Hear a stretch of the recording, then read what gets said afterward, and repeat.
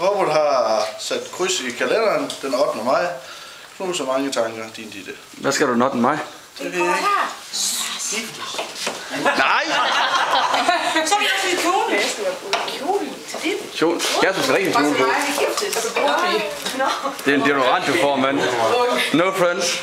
Det er fint, det her.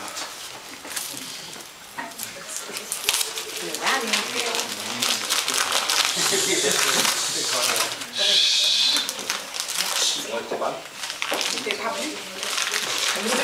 Så kan vi godt fortælle dem. Hvad er det? Oh no. Hvad er det, Gasper? Det er en faldskærm.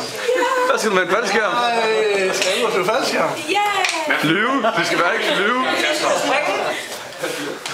Det er fint. Men den kan jeg jo ikke have på i aften.